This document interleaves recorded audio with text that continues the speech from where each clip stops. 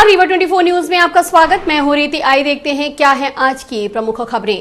करहिया मंडी में किसानों के ऊपर पुलिस की चली लाठी, जमकर हुआ बवाल। करहिया लाठीचार्ज को लेकर पुलिस का आया बयान, बताया असामाजिक तत्वों ने की थी हमले की कोशिश। किसानों पर हुए लाठीचार्ज को लेकर किसान नेताओं ने दी उग्र आंदोलन की चेतावनी। और चाकघाट थाने से तालाब चोरी का अजीबोगरीब मामला आया प्रकाश में। इन खबरों को आगे हम विस्तार से देखेंगे। ये तो पुरानी न्यूज है।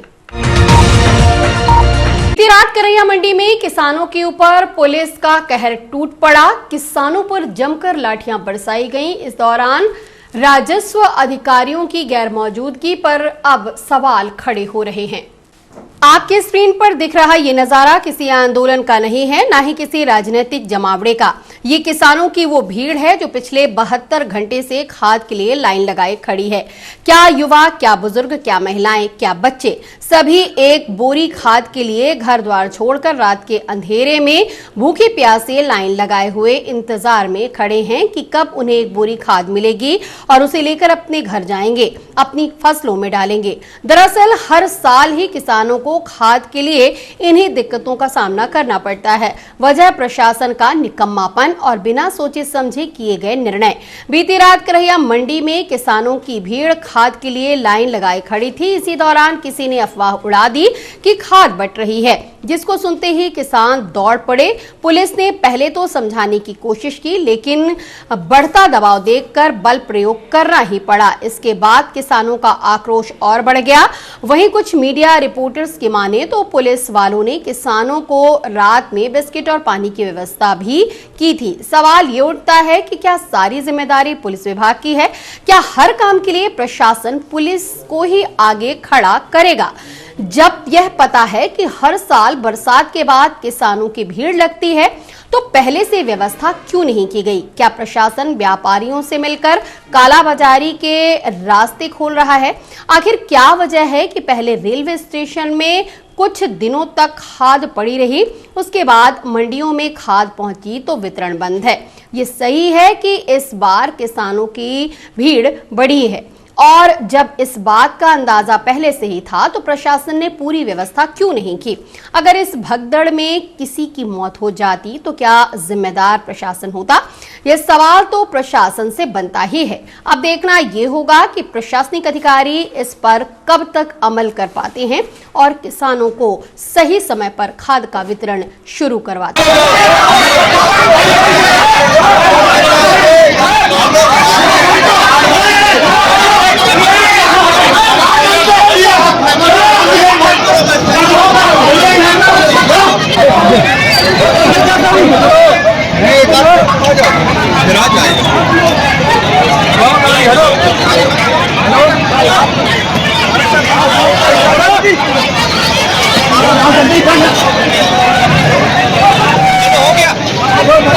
जाओ जाओ जाओ जाओ जाओ जाओ पानी ले लो।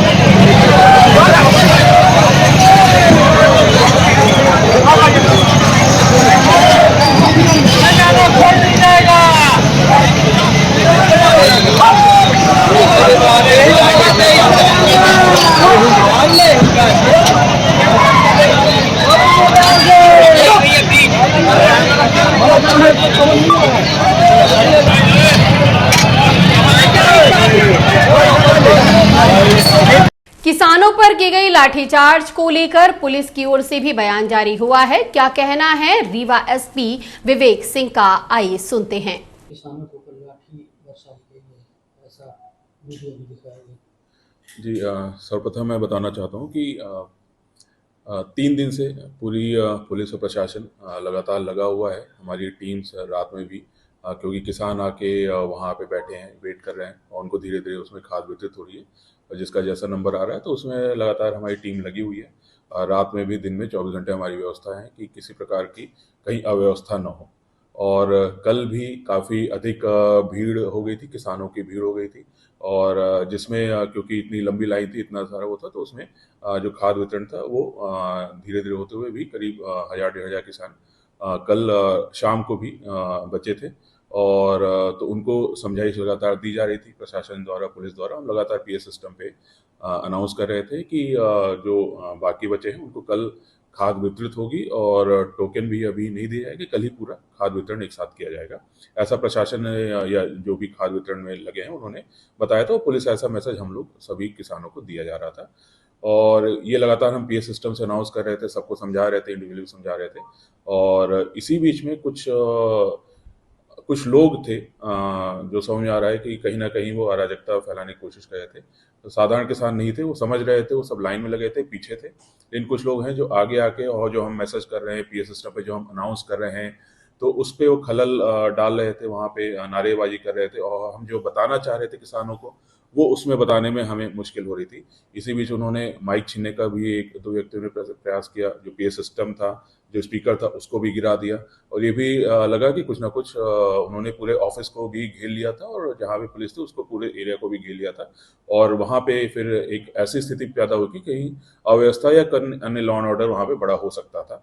और ऐसी स्थिति में उन 30-40 जो असामयिक थे उनको वहाँ से साधारण उसके साथ उनको खदेड़ा गया। और आपने देखा भी होगा कि अगर आपने पूरा वीडियो देखेंगे तो हमारे जो पुलिस कर्मी हैं, पुलिस अधिकारी हैं, किसी के 5-6 को छोड़ के किसी के हाथ में लाठी नहीं है, क्योंकि हम सभी इस पूरी व्यवस्था को बनाने में लगे थे, समझाने में लगे थे। और एक उसमें जब उनको हटाया गया वहाँ से उन असामयिक तत्वों को, तो उसमें तो 2-3 कुछ आक्रोशित होकर फिर से आगे आने लगे, तो उसमें 1-2 आरक्षकों से उसमें उन्होंने लाठी उसमें चलाई थी। लेकिन उसके बाद फिर हमने सभी किसानों को जा के उसमें पूरा समझाया भी कि क्या हुआ था, कैसे हुआ था और कैसे हम आपके लिए ही पूरी तरह से प्रतिबद्ध हैं। और उसके बाद फिर हमने फिर से उनकी पुनः अच्छे से लाइन लगवाई, व्यवस्था पूरा बनाया। रात में भी हमने पुलिस बल छोड़ा। कुछ हमें जो वहाँ पे लेडीज़ थी उन्होंने कहा कि उनको पानी और उसकी भी समस्या उस समय थी, तो हमने तत्काल पानी का व्यवस्था किया, बिस्किट भी दिए। और इसके साथ साथ फिर प्रशासन ने भी फिर वहाँ उसके बाद वहाँ टैंकर भिजवा दिया।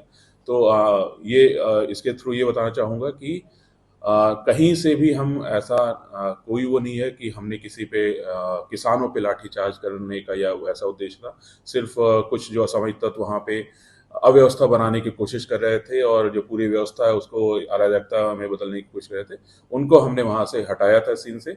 और उसके बाद फिर पूरी एक अच्छी वहाँ पे व्यवस्था की गई और पूरा वहाँ पे ध्यान दिया गया। ये बताना चाहूँगा कि हमारे पुलिसकर्मी भी सभी कहीं ना कहीं हम लोग का किसी ना किसी का एग्रीकल्चर बैकग्राउंड है, सभी किसान फैमिली से ज़्यादा लोग आते हैं। तो कहीं भी ऐसा नहीं है कि किसान और पुलिस में कहीं कोई वैसा है। हम पुलिस प्रशासन पूरी तरह से प्रतिबद्ध है कि किसानों को सुविधा युक्त तरीके से जो भी खाद वितरण हो सकता है वो हम करें। और उसके लिए अगर कहीं थोड़ी बहुत हल्की सख्ती दिखानी पड़ गई तो उसके लिए वो हुआ था। लेकिन अगर किसी को इस बात से बुरा लगा है तो मैं सभी किसान भाइयों से उसके लिए क्षमा प्रार्थी भी हूँ कि हमारा कोई उद्देश्य किसी पे बल प्रयोग है उसका नहीं था, सिर्फ एक व्यवस्था बनाने का उद्देश्य था। मंगलवार रात किसानों पर हुए लाठीचार्ज को लेकर आज किसान मोर्चा ने ज्ञापन सौंपकर हुए उग्र आंदोलन की चेतावनी दी है। करैया मंडी में कई दिनों से खाद्य संकट गहराया हुआ है। किसान घंटों लाइन में लगने के बावजूद खाली हाथ लौट रहे हैं। हालात ये हैं कि महिलाओं तक को लंबी लंबी कतारों में खड़ा होना पड़ रहा है। इसी बीच सोमवार देर रात खाद्य वितरण को लेकर बवाल खड़ा हो गया। किसानों ने जमकर विरोध किया, जिस पर पुलिस ने लाठियां बरसाई। इस लाठीचार्ज में कई किसान घायल हो गए। खाद की किल्लत और पुलिस की सख्ती से नाराज किसानों ने आज जिला कलेक्टर को मांग पत्र सौंपा। किसानों ने साफ कहा कि अगर उनकी समस्याओं का तत्काल समाधान नहीं हुआ तो बड़ा आंदोलन होगा। क्या कर रहे हैं आप लोग? कलेक्ट्रेट के अंदर हम लोग आए हैं इस क्रूर हुकूमत का, इस बीजेपी की हुकूमत का विरोध करने।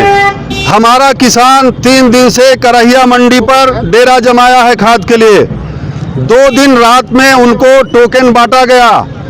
कल भी किसान इस इंतजार में था कि उनको टोकन मिलेगा, लेकिन टोकन के बदले उनको जिला प्रशासन की उपस्थिति में लाठियां दी गई। कई किसानों के पैर हाथ फ्रैक्चर हो गए। हमारा आरोप है कि इस डिप्टी सीएम के इशारे पर, भाजपा के इशारे पर इस तरह का घटनाक्रम किसानों के साथ हुआ है। संयुक्त किसान मोर्चा के लोग आज यहाँ पर कलेक्ट्रेट रीवा में जमे हुए हैं।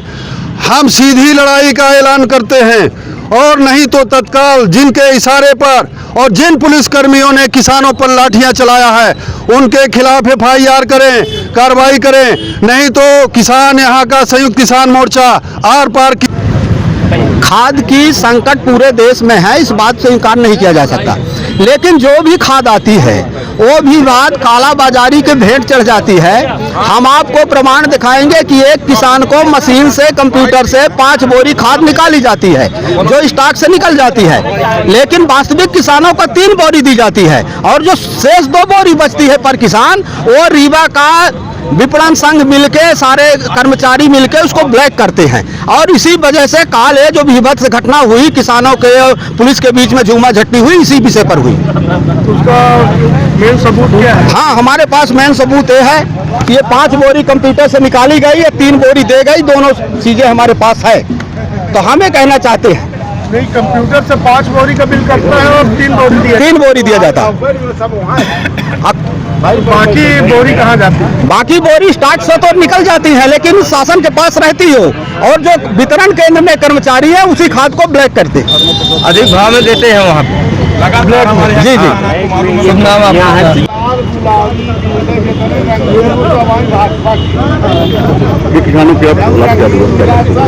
हम आज संयुक्त किसान मोर्चा के सभी साथी यहाँ पे आए हैं। बहुत ही हम लोग दुखी हैं कि हम लोग खाद मांगते हैं तो हमें लाठी दी जाती है। क्या ये हिंदुस्तान का प्रजातंत्र है? हम आपके चैनल के माध्यम से माननीय प्रधानमंत्री जी से, गृह मंत्री जी से और मुख्यमंत्री जी से और उप मुख्यमंत्री जी से मांग करना चाहते हैं, क्या किसान खेती अपने भर के लिए करता है? क्या कहाँ से पाओगे आप 90 करोड़ लोगों को मुफ्त में अनाज बांटने के लिए? कहाँ से पाओगे निर्यात करने के लिए? और उस किसानों को आप डंडा मार रहे हैं। लगातार रीवा जिले और हमारे मध्य प्रदेश में खाद का संकट है, रीवा संभाग के सभी जिलों में खाद का संकट है। हम लोगों ने लगातार ज्ञापन दिए हैं, लेकिन उसमें कोई कार्रवाई नहीं हुई। अगर ये सेवा सहकारी समितियों में मऊगंज और रीवा मिला के 148 सेवा सहकारी समितियां, अगर ये सेवा सहकारी समितियों में खाद दे देते, विपणन संघ और निजी विक्रेताओं को न देते, ये स्थिति ना आई। ये इस स्थिति की जिम्मेदार पूर्णतः जिला प्रशासन है और यहाँ के वितरक हैं। हम आपके चैनल के माध्यम से माननीय मुख्यमंत्री जी से मांग करते हैं कि अगर आप सचमुच में न्याय के प्रहरी हैं, न्याय देने वाले हैं, तो जांच उच्च स्तरीय जांच कराइए। खाद संकट क्रिएट करने वाले सभी अधिकारियों को सस्पेंड करिए और जो भी कल पुलिसिया कार्रवाई हमारे किसानों के ऊपर हुई है, उनके जो भी दोषी हों उन्हें तत्काल दंडित करिए या फिर किसानों की पुलिस कदम पर गुंडागर्दी नहीं चलेगी, नहीं चलेगी। किसानों का खाद दो, खाद दो, किसानों का खाद दो, छोड़ दो, किसानों का खाद दो, छोड़ दो। कृषि आदान विक्रेता संघ रीवा ने सरकार से उर्वरक की बढ़ती किल्लत को लेकर चिंता जताई है और इसे किसानों के हित से जुड़ा अहम मुद्दा बताया है। कृषि आदान विक्रेता संघ रीवा ने ज्ञापन जारी कर बताया कि जिले में उर्वरक की भारी कमी बनी हुई है। किसानों को समय पर उर्वरक उपलब्ध नहीं हो रहा, जिससे फसल की बुवाई और उत्पादन पर संकट मंडरा रहा है। विक्रेताओं का कहना है कि सरकार की लापरवाही के कारण स्थिति लगातार बिगड़ रही है। संघ ने स्पष्ट चेतावनी दी है कि यदि समय पर पर्याप्त मात्रा में उर्वरक उपलब्ध नहीं कराया गया तो किसान और विक्रेता दोनों ही आंदोलन करने के लिए मजबूर होंगे। किसानों को उपलब्ध हो जाए खाद इजीली, और ये भी निवेदन किया कि कोशिश कीजिए कि वो सभी कोऑपरेटिव सोसाइटियों में चली जाए। तो ये जो भीड़ लग रही है, ये 5-6 जगह, इसका भीड़ का डिस्ट्रीब्यूशन हो, किसान को सुगमता से खाद उपलब्ध हो जाए। और जो वो कालाबाजारी कर रहे हैं कोऑपरेटिव में भी, जो लीक होकर खाद मार्केट में आता वो ना आए, उसको भी कंट्रोल करना आपका काम है। ये हमने निवेदन किया है, उसको भी आप कंट्रोल कीजिए। और जो व्यापारी पिछले रैक में कालाबाजारी किए हैं, किसानों को लूटा, उनके खिलाफ दंडात्मक कार्रवाई करने का जो वेदना है उसको लेके आए थे यहाँ पे। और व्यापारी हैं हम, व्यापार करना हमारा कर्तव्य है। व्यापार नहीं करेंगे तो हम खाएंगे क्या? सवाल आज की डेट में हमारे लिए चैलेंज खड़ा हो चुका है। व्यापारी हैं, माल नहीं लेंगे कंपनियों से, खाद नहीं खरीदेंगे तो बेचेंगे क्या? और बेचेंगे नहीं तो हमारी रोजी रोटी पे बन गई है आज की डेट में। और उसके पीछे कारण जो है, अभी अध्यक्ष महोदय ने बताया, मेन कारण ये है कि हम लोग खाद बेचने के लिए मार्जिन नहीं हमारे पास। जो रेट खाद खरीदी आ रही है और जिस रेट में बेचना है उसमें इतना कम अंतर है कि हम लोग खाद को मार्जिन नहीं होने की वजह से बेचने में असमर्थ हैं। साथ में मार्जिन के अलावा, इतना मिनिमम मार्जिन है वो तो हमने बता ही दिया, मार्जिन के अलावा जो अनावश्यक अन्य प्रोडक्ट आ जाते हैं हमारे पास, जिसमें हमारी पूंजी ब्लॉक हो जाती है, उसको शासन का दिशा निर्देश मिला है कि उसको आपको जबरन किसान को देना नहीं है। वो सही भी है, नहीं देना चाहिए। रेट से ऊपर बेचना नहीं चाहिए, ये भी सही है, नहीं बेचना चाहिए। लेकिन इस परिस्थिति में हम करें क्या, इसके लिए हम लोग आए थे कि हमारे लिए कुछ समाधान मिले। क्या बात है, क्या है ज्ञापन दिया है? हमने आज ज्ञापन दिया है कि हम पूरे जिला भर के जो फुटकर और थोक व्यापारी हैं वो खाद उठा नहीं रहे हैं रैक पॉइंट से, कोई भी न फुटकर में बेच रहे हैं न थोक में। और उसका कारण ये है कि कंपनियां काफ़ी हमको ऐसा मटेरियल दे देती है जो नहीं बिकता है खाद के साथ। जो खाद हमको 266 की बोरी पर, वो 250-55 की पड़ती है, वो जाके हमको 300 के आसपास हमको पड़ जाती है, जो अलग मटेरियल हम ले देते हैं उससे। जैसे उसमें सल्फर है, जिंक है, जाइम है, माइक्रोराइजा है, कीटनाशक है, वो सब ऐसे मटेरियल है किसान सरलता से लेता नहीं है और वो हमको लेकर अपने गोदाम में रखने की मजबूरी हो जाती है और वो सब फिर बाद में वेस्टेज हो जाता है। इससे उसमें कुछ व्यापारी क्या है कि अगर उसको 300 के ऊपर बेचते हैं या MRP से ज़्यादा बेचते हैं तो अपराध तो हो ही जाता है और उस अपराध में हम चोर बन जाते हैं, शासन के निगाह में भी और किसान के निगाह में भी। तो उसी के संबंध में हम लोग प्रशासन से निवेदन करने आए थे कि मतलब उस टैगिंग को बंद कराया जाए। हमको सिर्फ खाद, अगर हमको लग रही तो खाद दिया जाए, जो हमको लग रहा है वो हम लें और हम वही किसानों को दें जो किसानों को लग रहा है। खाद के साथ में जिंक न दें, जाइम न दें। किसान मांग रहा तो हम देंगे, लेकिन अगर बिना मांगे उसको दे रहे हैं तो फिर अब नाजायज हो जा रहा। बाकी और डिटेल में हमारे साथी और आपको। रीवा के चाकघाट थाने से तालाब चोरी का अजीबोगरीब मामला प्रकाश में आया है। देखिए रीवा 24 न्यूज की ये खास रिपोर्ट। कई साल पहले एक हिंदी फिल्म आई थी वेल्डन अब्बा, जिसमें कुआं चोरी के अजीब मामले को लेकर भ्रष्टाचार को उजागर किया गया था, जो आज की इस घटना पर बिल्कुल सटीक बैठती है। जी हां, हम बात कर रहे हैं चाकघाट थाना क्षेत्र की, जहां किसी सोने के आभूषण, जेवरात या पैसे की चोरी नहीं, बल्कि लोगों ने चाकघाट थाने में तालाब चोरी की शिकायत की है। ग्रामीणों का कहना है कि अमृत सरोवर सहित इलाके के कई तालाब, जिनका निर्माण लाखों रुपए की लागत से किया गया, वो रातों रात चोरी हो गए।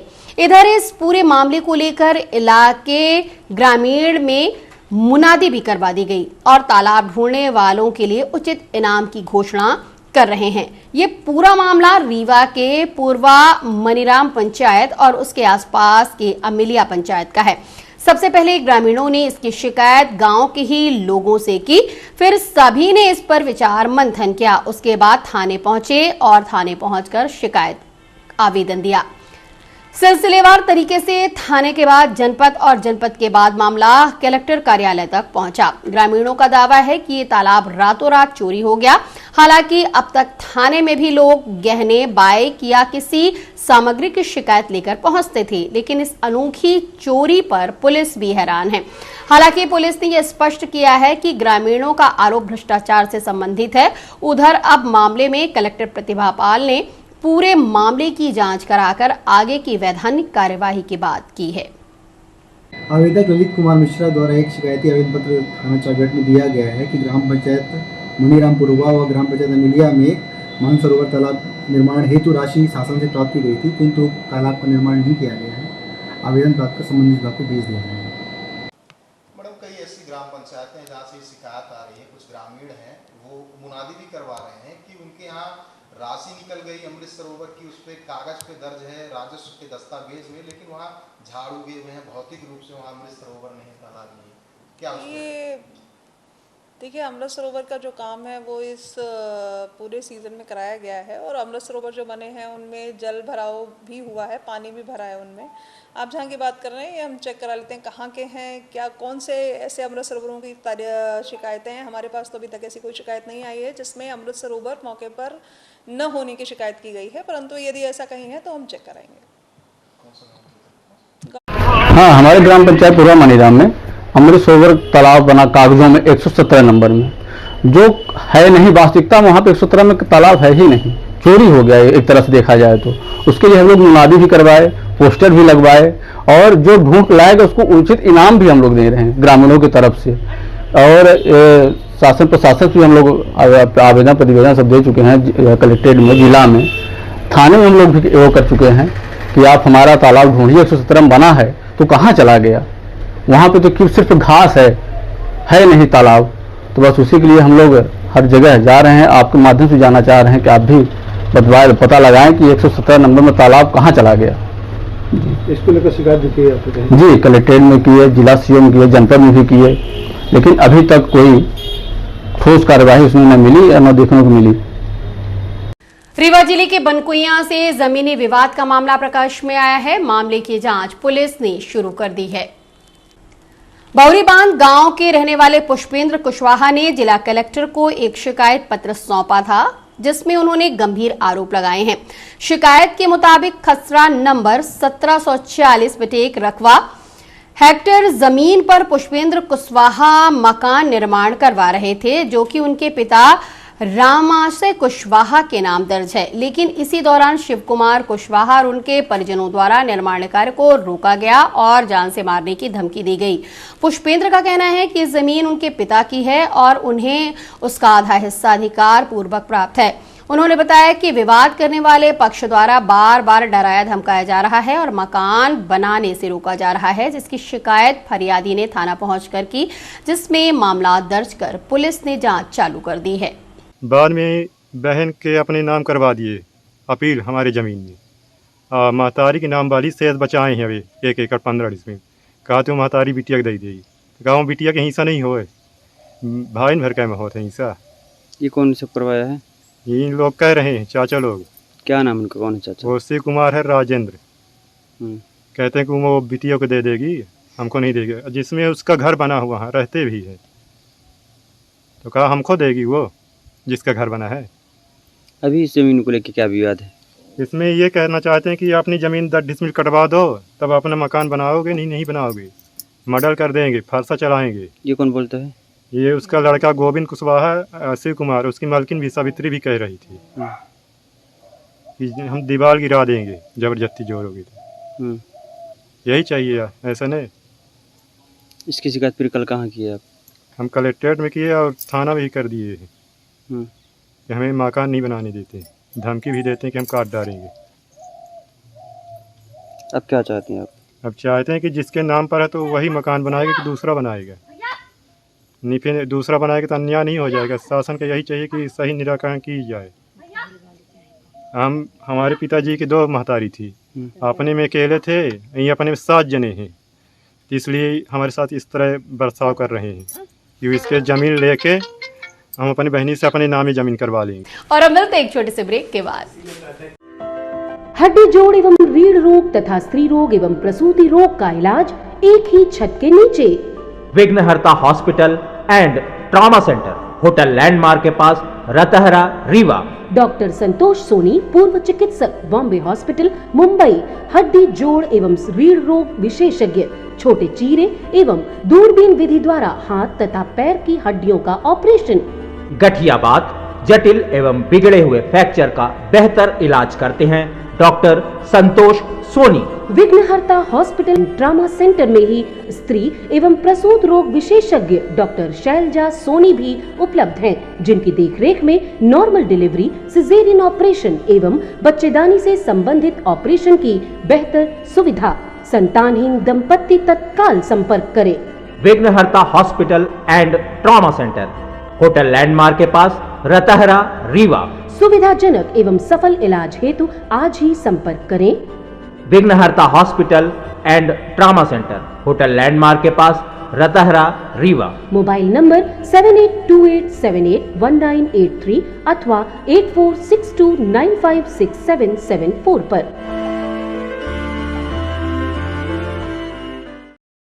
राष्ट्रीय खाद्य सुरक्षा अधिनियम के अंतर्गत राशन प्राप्त कर रहे अपात्र लाभार्थियों को खाद्य विभाग द्वारा नोटिस जारी की गई है। नेशनल फूड सिक्योरिटी एक्ट के तहत अपात्र लोगों पर शिकंजा कसना शुरू हो गया है। खाद्य विभाग ने उन लोगों को नोटिस थमा दिया जो नियमों के दायरे में न आते हुए भी राशन का लाभ उठा रहे थे। राष्ट्रीय खाद्य सुरक्षा अधिनियम यानी NFSA की मंशा है कि गरीब और जरूरतमंद परिवारों को सस्ते दरों पर अनाज उपलब्ध कराया जाए, लेकिन जांच में सामने आया कि कई लोग ऐसे भी हैं कि इस योजना का लाभ ले रहे हैं जिनकी पात्रता नहीं बनती। अब विभाग ने ऐसे लोगों को नोटिस जारी किया है और राशन कार्ड निरस्त करने की प्रक्रिया शुरू कर दी है। अंतर्गत जो राशन ले रहे हैं, जो पात्र हितग्राही हैं, उनका उसका परीक्षण किया गया है। तो उसमें बहुत सारे ऐसे लोग निकले हैं जिनका इनकम ज़्यादा है, 6 लाख से अधिक, 12 लाख से अधिक है, जो इनकम टैक्स पे ही हैं, और जिनकी एज कम है, 18 वर्ष से कम, और जो 100 वर्ष से अधिक है। तो ऐसे लोगों को परीक्षण उपरांत उनको निर्देश ऐसे दिए हैं शासन से कि उनको एक बार सुना जाके उनको नोटिस जारी किया गया है, और जो भी वस्तु स्थिति होगी परीक्षण उपरांत निर्णय लिया जाएगा। क्या क्राइटेरिया इसमें तय किया? क्राइटेरिया क्या है? क्राइटेरिया बताया ना कि 6 लाख से अधिक इनकम टैक्स पे ही है, 12 लाख से अधिक इनकम टैक्स पे ही है, कोई संदिग्ध परिवार है, कोई 18 वर्ष से कम है, नाबालिग है, 100 वर्ष से अधिक है, बुजुर्ग हैं, इन लोग को जारी किया है। ये पूरे प्रदेश में है। अभी तो 3,500 से अधिक है। पात्र जो 28 श्रेणी है, 28-29 श्रेणी राष्ट्रीय खाद्य सुरक्षा अधिनियम अंतर्गत वो पात्र हैं। क्या पात्रता होगी? 28 श्रेणी है ना, उसमें पात्र। सर, अभी तक क्या जांच में कुछ चिन्हित किए गए हैं? वो 15 दिन का टाइम दिया है। अगर जो कुछ नहीं होता तो अवैध जैसे पाए जाते तो उनका निरस्त हो गया क्या? जवाब लिया है, आपत्ति मंगाई है। आपत्ति अपना जवाब आपत्ति दर्ज करा सकते हैं, अपना जवाब दे सकते हैं। अगर अपात्र पाएंगे तो क्या होगी उनकी वो वसूली? अपात्र तो कोई लिख के भी दे रहे हैं कई लोग कि भाई ठीक है, हमारा निरस्त कर दिया। अभी तक जो मिलते हैं वो खाते हैं, तो क्या उनसे वसूली होगी? और उसके संबंध जो भी निर्देश है बता देंगे आप।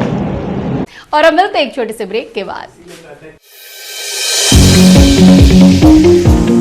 विंध्य क्षेत्र का शिक्षा पथ प्रदर्शक Pentium point group of institutions Rewa, जो पिछले 25 वर्षों से ज्ञान, गुणवत्ता और विश्वास का प्रतीक बना हुआ है। इस प्रतिष्ठान के अंतर्गत संचालित है Pentium point college of pharmacy, मान्यता प्राप्त फार्मेसी काउंसिल ऑफ इंडिया से, जहां संचालित हो रहे हैं बी फार्मा 4 वर्षीय और बी फार्मा 2 वर्षीय जैसे professional course. Pentium point college of law, मान्यता प्राप्त bar council of India new Delhi से, जहाँ उपलब्ध है देश के भविष्य निर्माता विद्यार्थियों के लिए BCom LLB, BBA LLB, BA LLB 5 वर्षीय, LLB 3 वर्षीय और LLM 2 वर्षीय जैसे रोजगार परक पाठ्यक्रम। Pentium point college of management approved by AICTE, जहां संचालित है हाईली डिमांडेड MBA 2 वर्षीय कोर्स। साथ ही Pentium point technical college Rewa का एकमात्र संस्थान जहां AICTE से मान्यता प्राप्त BBA और BCA जैसी तकनीकी पाठ्यक्रम संचालित है। रेगुलर कोर्सेज में BCom, BSc, BA तथा स्नातकोत्तर स्तर पर MA history, economics, sociology, MSc chemistry, biotechnology, computer science और PGDCA डिप्लोमा भी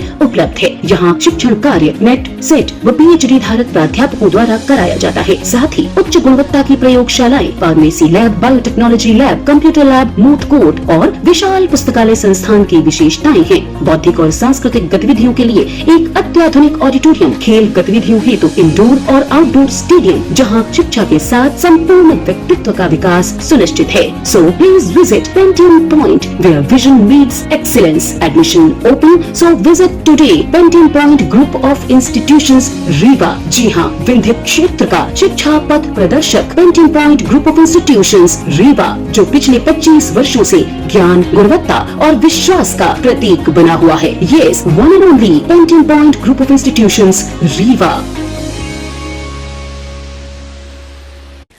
अधिवक्ताओं द्वारा 3 सितंबर को अंतर्राष्ट्रीय अधिवक्ता दिवस घोषित किए जाने की मांग की गई है।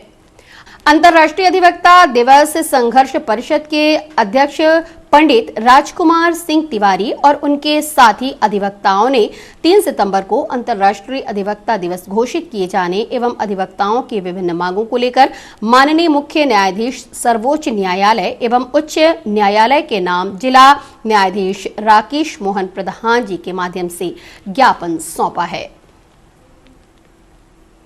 के आधार स्तंभ हम अधिवक्ताओं के लिए ऐसा कोई भी दिन आज तक नहीं बना जिसमें हम सब लोग एक दूसरे को अभिवादन करके शुभकामनाएं देकर गौरवान्वित महसूस करें। आज काल में अपना चैन शांति त्याग कर लोगों के दुख दर्द को जो सुनते थे, निपटाते थे, उनको संत मुनि ऋषि महात्मा कहा जाता है। उन्हीं को आधुनिक काल में अधिवक्ता कहा जाता है।